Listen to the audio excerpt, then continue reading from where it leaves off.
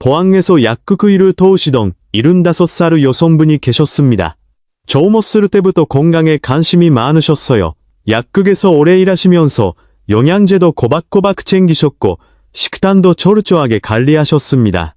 특히 미역국을 정말 좋아하셔서 일주일에 4~5번은 반드시 미역국을 끓이셨어요. 뼈에 좋은 칼슘이 풍부하니까 골다공증 예방에 이만한 게 없다고 믿으셨거든요. 남편분도 같이 드시고 명절에 자녀분들 오시면 꼭 그 미역국부터 끓이셨습니다. 주변 이웃분들한테도 미역국을 자주 해다 주시면서 뼈 건강에 좋다고 권하시곤 했어요. 건강을 가르치던 분답게 정말 열심히 실천하신 겁니다. 그런 분이 73세의 건강검진에서 골다공증 초기 진단을 받으셨습니다. 미역을 그렇게 꾸준히 드셨는데요. 얼마나 당혹스러우셨겠습니까? 자식분들한테 말씀도 못 하셨대요. 건강을 가르치던 사람이 정작 본인이 골다공증이라니. 그래서 혼자 고민을 많이 하셨다고 합니다. 어떻게 설명드리면 좋을까요? 남편분은 괜찮으셨거든요. 같은 미역국을 드셨는데 남편분의 고름이르도는 정상이었어요. 나중에 알고 보니 남편분은 미역국에 파를 안 넣은 된장국을 타러 드셨고 미역은 건더기 위주로 드셨다고 합니다. 반면에 이분은 참기름으로 볶으시고 파를 듬뿍 넣으셨어요. 그물까지 깨끗이 드시고요. 이 작은 차이가 수십 년에 걸쳐 뼈 건강에 큰 차이를 만들었던 겁니다. 미역 자체가 문제가 아니었습니다. 미역을 먹는 방법이 문제였어요. 같은 미역을 드셔도 어떻게 드시느냐에 따라서 우리 몸이 받아들이는 영양소의 양이 완전히 달라집니다. 여러분도 비슷하시지 않으세요? 미역국 끓이실 때 참기름부터 들으시죠? 파도 넣으시고요. 근근의 한 대학병원 영양연구팀이 미역을 자주 드시는 60대 이상 여성 연백 30명을 4년간 추적했는데요. 방법에 따라 칼슘 흡수율에서 제대 R, 지배 차이가 났습니다. 오늘은 잘못된 습관 3가지를 먼저 바로잡고요. 미역의 효과를 극대화하는 조합 3가지와 많은 분들이 모르시는 숨은 능력까지 말씀드리겠습니다. 끝까지 함께 해주세요. 자, 먼저 첫 번째 잘못된 습관입니다. 우리 세대는 어머니에게 배운 대로 미역국을 끓여왔습니다. 미역국 끓이실 때 가장 먼저 뭐라 하세요? 아마 냄비에 참기름을 넉넉히 두르실 겁니다. 참기름 고소한 향이 올라오면 미역과 고기를 넣고 볶으시죠. 우리 어머니도 그렇게 하셨고 우리 할머니도 그렇게 하셨습니다. 수십 년간 이어져온 방법이니까 당연히 맞다고 생각하셨을 거예요. 그런데요, 잠깐 멈추셔야 합니다. 저도 이 사실을 알고 정말 놀랐습니다. 모든 기름에는 발연점이라는 것이 있습니다. 쉽게 말씀드리면 기름이 연기를 내기 시작하는 온도예요. 여러분도 요리하실 때 기름에서 연기가 올라오는 거를 보신 적 있으시죠? 그때 이미 발연점을 넘긴 겁니다. 참기름의 발연점은 약 8도로 정도입니다. 8도로 수도가 높아 보이세요? 사실 매우 낮습니다. 가스불에 빈 냄비를 올려놓고 2분만 가열하면 바닥 온도가 아르바도를 훌쩍 넘어갑니다. 이 상태에서 참기름을 두르면 순식간에 발연점을 넘기면서 벤조피렌이라는 물질이 만들어져요. 벤조피렌, 이름이 좀 어렵죠? 쉽게 말씀드리면 국제암연구기관에서 2급 발암 물질로 분류한 물질입니다. 2급이라는 건 확실하게 암을 유발한다는 뜻이에요. 담배 연기에도 들어있고 숯불에 고기를 직접 구울 때도 생기는 바로 그 물질입니다. 근은의 소비자 안전관리용 기관에서 가정에서 참기름으로 볶음 요리를 했을 때 실제로 측정한 적이 있습니다. 일부 조건에서 식품 안전 기준치를 초과하는 양이 검출됐어요. 한두 번이야 큰 문제가 안 될 수 있습니다. 우리 몸이 어느 정도는 처리할 수 있으니까요. 하지만 우리처럼 매주 서너 번씩 미역국을 끓이시는 분이라면 이것이 수십 년의 고초사입니다. 이건 정말 안타깝습니다. 우리 어머니가 정성스럽게 해오신 방법인데 그때는 이런 사실을 알 수가 없었으니까요. 그렇다면 어떻게 해야 할까요? 방법은 정말 간단합니다. 참기름과 들기름은 미역국을 다 끓인 후에 마지막에 넣어주세요. 불을 끄고 나서 한두 방울만 둘러주시면 됩니다. 고소한 향과 맛은 그대로 살아있으면서 해로운 물질 고크정은 전혀 없어요. 오히려 기름을 고온에 가열하면 향이 날아가 버리거든요. 마지막에 넣으면 참기름 고유의 향이 고스란히 남습니다. 이건 건강 전문가들이 모두 동의하는 기본적인 원칙이에요. 기름의 향을 살리려면 열을 가하지 말라는 겁니다. 처음에는 좀 어색하실 수 있어요. 수십 년간 참기름부터 들으셨으니까요. 하지만 직접 해보시면 맛 차이가 없다는 거를 금방 알게 되실 겁니다. 오히려 참기름 향이 더 좋다고 하시는 분들이 많아요.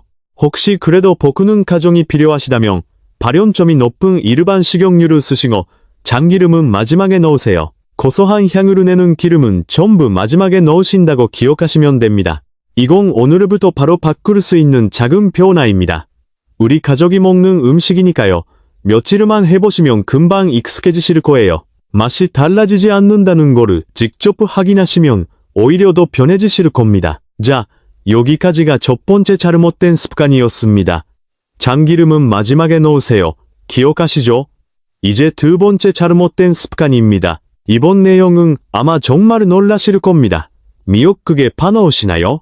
대파를 듬뿍 넣어서 국물 맛을 내시거나 미역국 냉국에 족발을 넣으시는 분들은 많으시죠?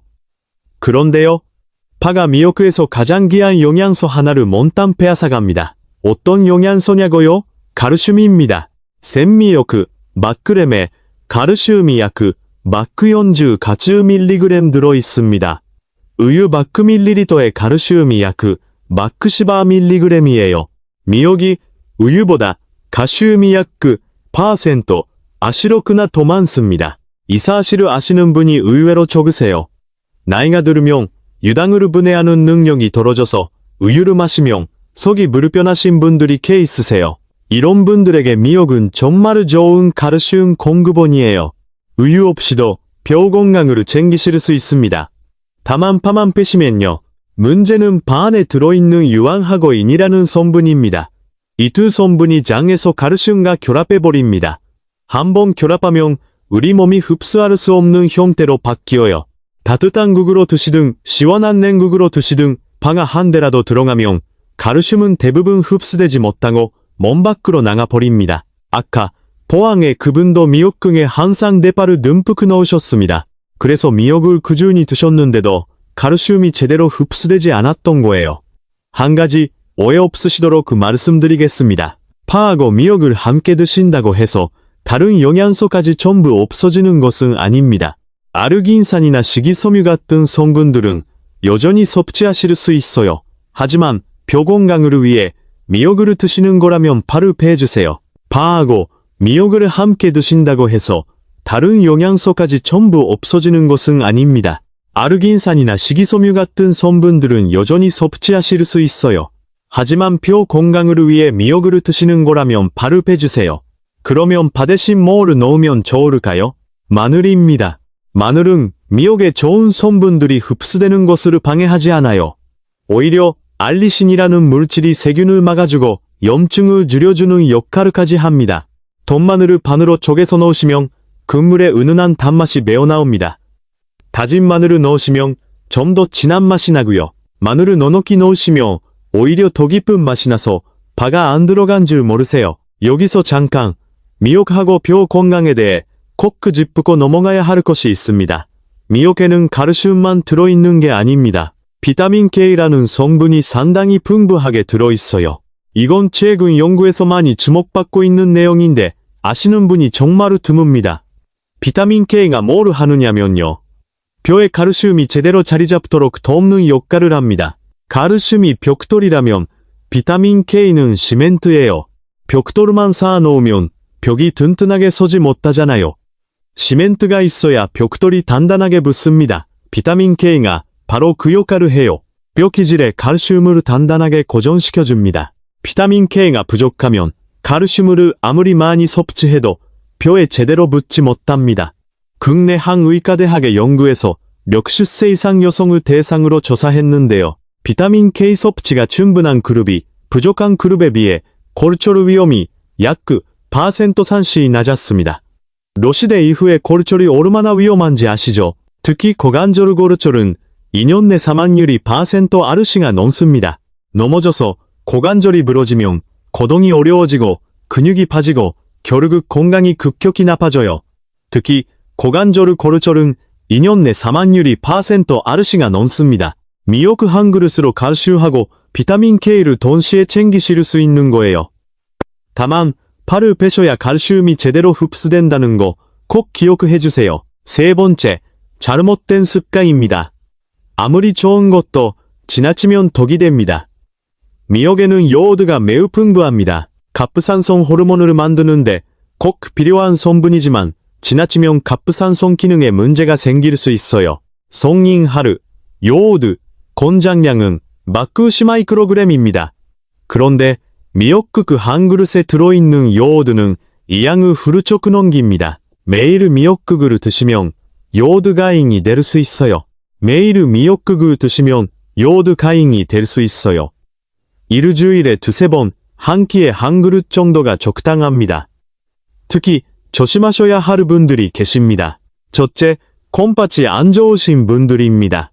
미역에 가리움이 풍부한데 콩팥이 가리움을 제대로 걸어내지 못하면 신장에 무리가 갑니다. 반드시 담당 의사 선생님과 상의하세요. 둘째, 혈전 반지약을 드시는 분들입니다. 비타민 K가 약 효과에 영향을 줄 수 있으니 의사 선생님과 상의하세요. 셋째, 갑상선 약을 드시는 분들이에요. 이건 아시는 분이 정말 적습니다. 이건 아시는 분들이 미역의 요오드가 갑상선 약의 흡수를 방해합니다. 갑상선 약을 드신 후 최소 4시간 이상 간격을 두고 미역을 드세요. 아침에 약을 드시는 분이라면 점심때 미역을 드시면 됩니다.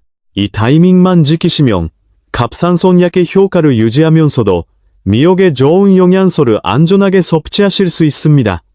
주변에 갑상선 약 드시는 분이 계시면 꼭 알려주세요. 모르고 아침에 약 먹고 바로 미역국 드시는 분들이 정말 많거든요. 그리고 수유 중인 산모도 주의하셔야 합니다. 우리나라에서는 산모가 미역국을 삼시세끼 드시는 전통이 있잖아요. 요오드는 모유를 통해 아기에게 전달됩니다. 적당한 양은 좋지만 과하면 아기의 갑상선에 영향을 줄 수 있어요. 하루 한두 그릇이면 충분합니다. 자, 여기까지 잘못된 습관 3가지를 살펴봤습니다. 이제 미역의 효과를 확 끌어올리는 방법을 알려드릴게요. 먼저 건미역 손질법입니다. 건미역 불리실 때 찬물에 30분이 핵심이에요. 찬물에 30분 정도 불리면 요오드가 약 % 산수 줄어듭니다. 요오드를 적당히 줄이면서 아르긴산 같은 좋은 성분은 보존하는 최적의 시간이에요. 이 시간 이상 불리시면 미역의 미끄러운 점액 성분인 아르긴산이 물속으로 빠져나갑니다. 아르긴산은 장 건강에도 좋고 나트륨을 배출하는 역할도 하니까 아깝잖아요. 30분만 불리세요. 뜨거운 물에 불리시면 영양소 손실이 더 커지니까 반드시 찬물이에요. 그리고 미역국은 그물보다 건더기 위주로 드시는 것이 좋습니다. 끓이는 과정에서 미량의 중금속 성분이 그물 쪽으로 빠져나올 수 있거든요. 가드뮴이라는 중금속은 물에 잘 녹는 성질이 있어서 국물로 용해될 수 있습니다. 반면에 미역 건더기에는 아르긴산, 후코이단 같은 좋은 성분이 남아있어요. 건더기 위주로 드시면 좋은 건 챙기고 걱정은 줄이는 셈입니다. 자, 이제 반가운 소식을 드릴 차례입니다. 미역의 효과를 확 끌어올리는 조합 3가지예요. 솔직히 주의할 점만 듣다 보면 미역 먹기가 겁이 나시죠? 걱정 마세요. 올바른 방법으로 드시면 미역은 정말 훌륭한 건강식품입니다. 첫 번째는 표고버섯이에요. 칼슘이라는 성분은 단독으로는 흡수가 잘 안됩니다. 반드시 비타민 D라는 조력자가 있어야 장에서 흡수가 됩니다. 비타민 D가 없으면 칼슘이 장 속에 그대로 있다가 빠져나가 버려요. 그런데 표고버섯에 비타민 D가 아주 풍부합니다. 특히 햇볕에 마르린 건 표고버섯은 생표고보다 비타민 D가 거의 10배 이상 많아요. 국내 한 대학교 식품영양학과에서 재미있는 실험을 했습니다. 미역을 단독으로 드신 분들과 표고버섯을 곁들여 드신 분들을 비교했더니 표고버섯을 함께 드신 분들의 칼슘 흡수가 % 연주산나 더 잘 됐습니다. 같은 양의 미역인데 표고버섯 하나 넣었다고 표로 가는 칼슘이 거의 절반이나 더 늘어난 거예요. 정말 놀랍지 않으세요? 같은 양의 미역인데 표고버섯 하나 넣었다고 표로 가는 칼슘이 거의 절반이나 더 늘어난 거예요. 미역국 끓이실 때 곰표고 2-3개를 잘라서 함께 넣어보세요. 들깨가루 한 숟가락도 같이 넣으시면 고소한 맛도 살리고 칼슘 흡수도 높이는 일석이조입니다. 곰뼈고를 쓰시기 전에 갓도 부분이 위로 가도록 2시간 정도 햇볕에 놓아 두시면 비타민 D 함량이 더 늘어나요. 돈 한 푼 안 들어요. 자연이 주는 무료 비타민 D 충전이에요. 특히 겨울철에는 일조량이 줄어서 비타민 D가 부족해지기 쉬운데 이 방법을 활용하시면 좋습니다. 곰병어 한 봉지 사두시면 냉장 보관하면서 오래 쓰실 수 있어요. 자연이 주는 무료 비타민 D 충전이에요. 두 번째는 두부입니다. 미역에 요오드가 많아서 가인 섭취가 걱정된다고 했죠? 두부에 들어있는 사포닌이라는 성분이 가인 요오드를 몸 밖으로 내보내는 역할을 합니다. 자연스럽게 균형을 맞춰주는 거예요. 두부에는 레시틴이라는 성분도 풍부합니다. 뇌 신경세포의 막을 이루는 중요한 성분이에요. 60세 이상 분들을 대상으로 한 연구에서 두부를 규칙적으로 드신 분들은 인지 기능이 떨어지는 속도가 4%상시하를 느렸습니다. 치매 예방에 도움이 된다는 의미예요. 두부는 단백질도 풍부해서 근육 유지에도 도움이 됩니다. 60대 이후에는 근육금이 매년 2에서 2%아르씩 줄어들잖아요. 두부, 미역국, 한 그릇이 뼈도 지키고 근육도 지키고 뇌도 지키는 셈이에요. 가격도 부담 없고 조리도 간단하니 이보다 더 좋은 건강식이 더 어디 있겠습니까? 세 번째는 식초입니다. 오이미역 냉국에 식초를 넣으시면 두 가지 좋은 일이 생깁니다. 하나는 혈당 관리예요. 미역의 혈당 지수는 16이고 오이는 10입니다. 흰쌀밥이 70에서 맛이 정도인 것과 비교하면 놀라울 만큼 낮아요. 식초까지 더하시면 식후 혈당 상승을 추가로 억제해줍니다. 또 하나는 칼슘 흡수입니다. 식초의 산성분이 미역의 칼슘을 이온 형태로 바꿔줍니다. 칼슘이 이온 형태가 되면 장에서 훨씬 더 잘 흡수돼요. 혈당 관리와 뼈 건강을 동시에 챙기는 조합이에요. 당뇨 관리하시는 분들에게 정말 추천드립니다. 혈당이 높은 분들은 밥을 드시기 전에 미역 반찬을 먼저 드시는 것도 도움이 됩니다. 식이섬유를 먼저 드시면 탄수화물의 흡수 속도가 느려져서 혈당이 천천히 올라가거든요. 식사 순서를 바꾸는 것만으로도 혈당 관리에 큰 도움이 됩니다. 채소나 해조류를 먼저, 그 다음 단백질, 마지막에 밥을 드시는 순서예요. 이것도 돈 안 드는 건강관리법이에요. 자, 여기서 한 가지 더 반가운 소식이 있습니다. 고혈압으로 고생하시는 분들에게 특히 좋은 소식이에요. 미역의 아르긴산이라는 식이 섬유가 나트륨을 붙잡아서 몸 밖으로 내보내줍니다. 우리가 소금을 많이 먹으면 혈압이 올라가잖아요. 미역이 그 소금 성분을 장에서 잡아주는 거예요. 우리 세대는 젊었을 때부터 김치, 된장, 젓갈 같은 장 음식을 많이 드셔왔잖아요. 그 나트륨이 평생에 걸쳐 혈관에 부담을 줬습니다. 미역의 아르긴산이 장에서 나트륨을 잡아주면 혈관으로 가는 나트륨의 양이 줄어들어요. 우리가 소금을 많이 먹으면 혈압이 올라가잖아요. 미역이 그 소금 성분을 장에서 잡아주는 거예요. 우리 세대는 젊었을 때부터 김치, 된장, 젓갈 같은 장 음식을 많이 드셔왔잖아요.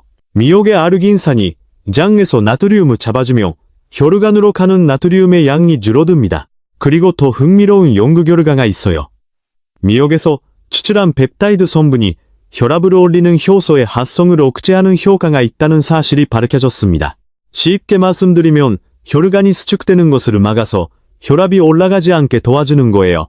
고혈압 약 중에도 이 원리를 이용하는 약이 있거든요. 미역이 비슷한 원리로 자연스럽게 혈압을 도와주는 셈이에요. 물론 미역만으로 혈압약을 대체할 수는 없습니다.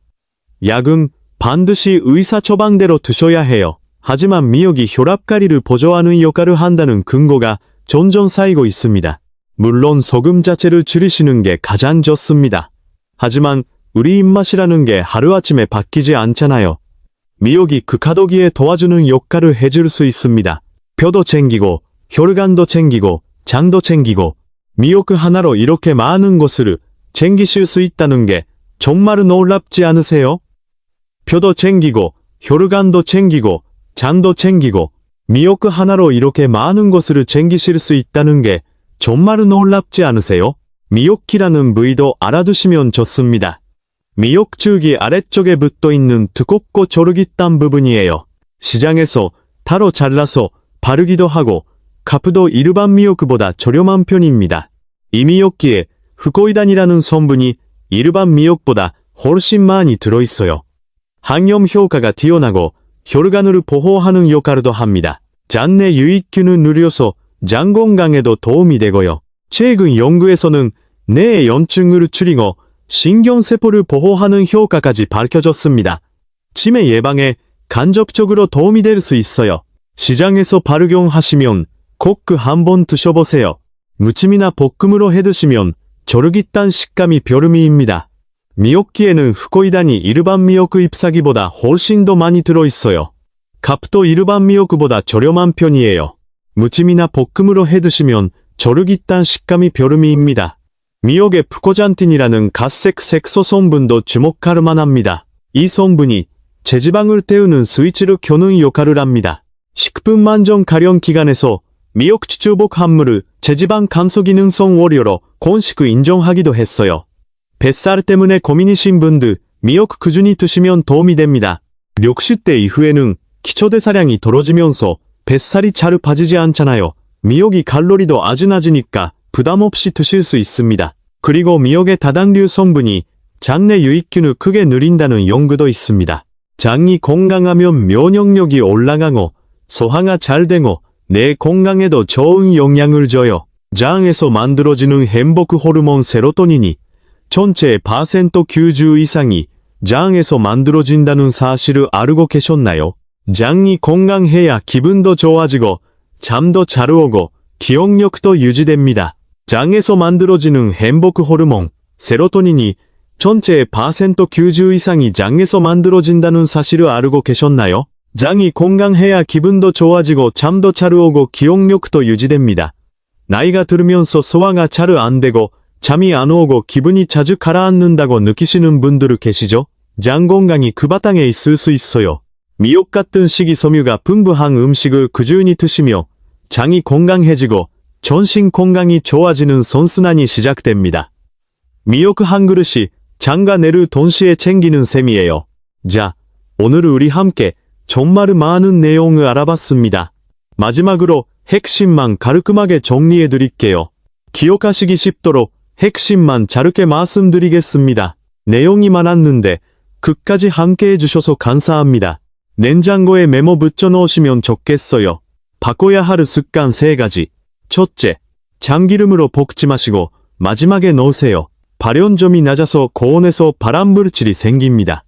둘째, 파 대신 마늘을 넣으세요. 파의 유한 성분이 칼슘 흡수를 막습니다. 셋째, 곰팡이 질환이나 효정 방지 약, 갑상선약을 드시는 분은 가다섭취를 조심하시고 갑상선약은 미역과 4시간 간격으로 드세요. 건미역은 찬물에 30분만 불리시고 국물보다 건더기 위주로 드세요. 미역의 효과를 높이는 조합은 표고버섯, 두부, 식초입니다. 비타민 K가 칼슘을 뼈에 고정시키는 시멘트 역할을 한다는 것도 잊지 마세요. 미역기의 후코이단, 푸코잔틴의 체지방 감소 효과도 기억해주세요. 미역 한 가지 식품으로 이렇게 많은 건강 효과를 누릴 수 있다는 게 정말 놀랍습니다. 아까 처음에 말씀드렸던 포항의 그분, 나중에 미역 먹는 방법을 바꾸셨대요. 파를 빼고 마늘을 넣으셨고 참기름은 마지막에 넣으셨고 표고버섯을 함께 끓이기 시작하셨어요. 2년 후 검진에서 고르미르도가 개선되는 방향으로 나왔다고 합니다. 물론 칼슘 보충제도 함께 드셨지만 식습관 변화의 효과가 분명히 있었을 거예요. 지금은 주변 이웃분들에게 미역국 끓이는 올바른 방법을 알려주시면서 건강 전도사를 자처하고 계시다고 합니다. 이것이 우리 세대의 힘입니다. 알으면 바꿀 수 있고 바꾸면 달라집니다. 알으면 바꿀 수 있고 바꾸면 달라집니다. 우리 세대가 바꾸면 다음 세대도 바뀝니다. 오늘 알게 된 것들을 딸에게, 며느리에게, 손녀에게 알려주세요. 그러면 미역국이라는 우리 전통이 더 안전하고 더 건강한 방법으로 이어질 수 있습니다. 우리가 젊었을 때는 건강 챙길 여유가 없었습니다. 자식 키우고 일하느라 바빴으니까요.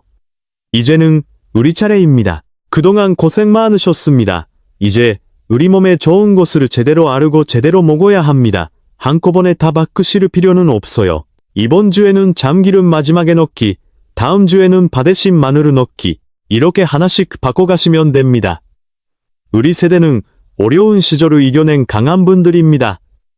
건강을 지키는 일도 충분히 해내실 수 있어요. 건강해야 손주가 자라는 모습을 끝까지 지켜볼 수 있잖아요. 건강해야 사랑하는 사람들 곁에 오래 함께할 수 있습니다.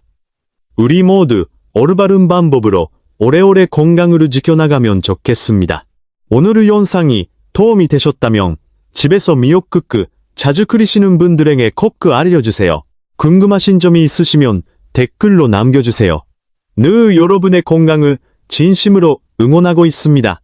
오늘도 끝까지 함께 해주셔서 감사합니다. 여러분 모두 건강하시고 좋은 하루 보내세요.